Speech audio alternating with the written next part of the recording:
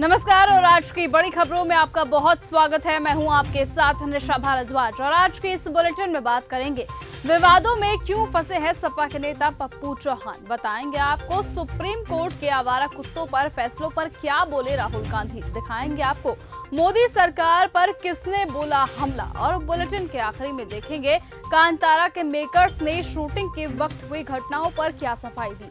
लेकिन दिन भर की तमाम खबरों से पहले एक नजर सुर्खियों पर। दिल्ली में विदेश मंत्री एस जयशंकर और यूएस के पूर्व राजनयिक तरणजीत सिंह की पीएम मोदी से मुलाकात।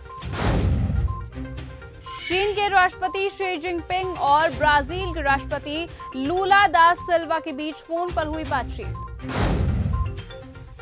दिल्ली एनसीआर में तेज बारिश, कई जगहों पर जलभराव। विवाद में फंसे सपा नेता पप्पू चौहान।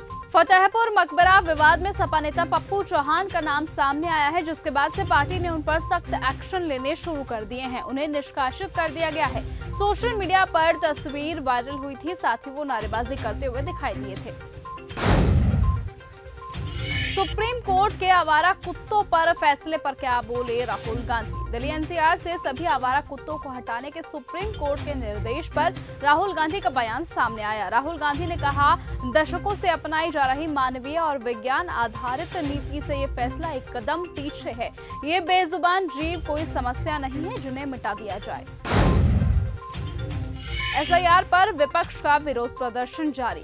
बिहार की वोटर लिस्ट डिवीजन को लेकर विपक्ष प्रदर्शन कर रहा है। विपक्ष नेता एक सफेद रंग की टी शर्ट पहने दिखाई दे रहे हैं, जिस पर मिंता देवी नाम की महिला की तस्वीर बनाई गई है, जो कथित तौर पर चुनाव आयोग की मतदाता सूची में 124 साल की मतदाता बताई गई है।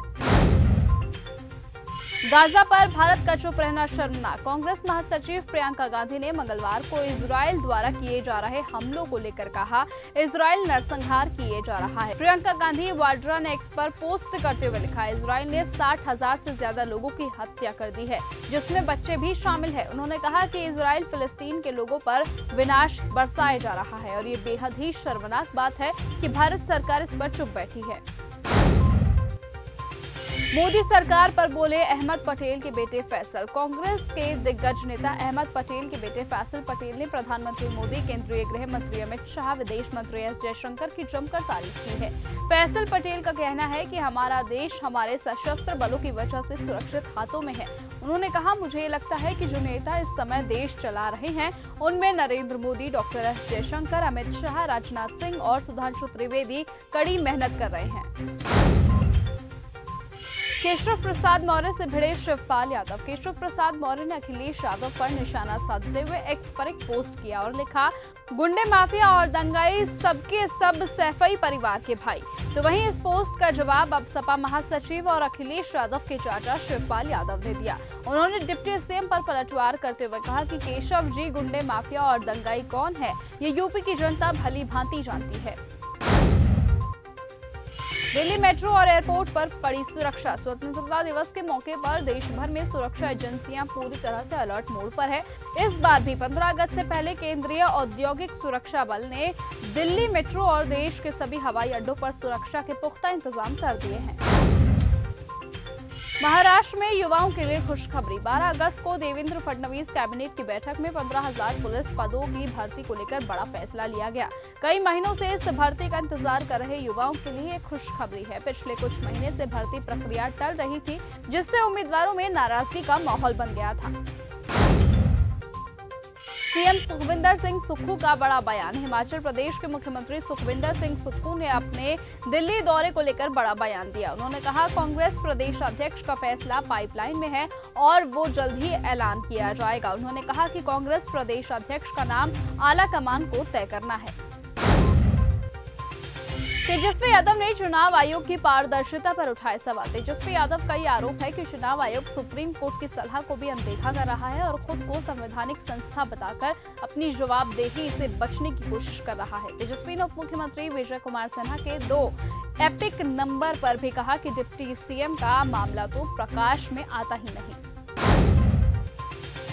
सांसद निकाल रहे बाइक रैली। केंद्र सरकार हर घर तिरंगा कार्यक्रम चला रही है। इसी कड़ी में आज सांसद बाइक रैली निकाल रहे हैं। बता दें कि ये बाइक रैली प्रगति मैदान से शुरू होकर इंडिया गेट कर्तव्य पथ से होते हुए मेजर ध्यानचंद स्टेडियम पर खत्म हुई। कांतारा के मेकर्स ने शूटिंग के वक्त हुई घटनाओं पर दी सफाई। कांतारा चैप्टर 1 फिल्म की शूटिंग जब से चल रही है तभी से इस फिल्म की शूटिंग के दौरान कई सारे हादसे देखने को मिले हैं। इसको लेकर कई सारी थ्योरीज भी चल रही हैं और अब फिल्म के प्रोड्यूसर ने इस पर रिएक्ट किया और उन दुर्घटनाओं के पीछे की वजह को लेकर चल रही तरह तरह की थ्योरीज पर विराम लगा दिया। सैयारा मूवी पर क्या बोल गए शोले डायरेक्टर के बेटे। सैयारा फिल्म की सक्सेस ने हर किसी को हैरान कर दिया। ये फिल्म की सक्सेस पर अब फिल्म मेकर रोहन सिप्पी का बड़ा बयान सामने आया है। उन्होंने कहा कि इस फिल्म ने सारी हदें पार कर दी। रोहन ने कहा, मुझे ये लगता है कि ये आसान है।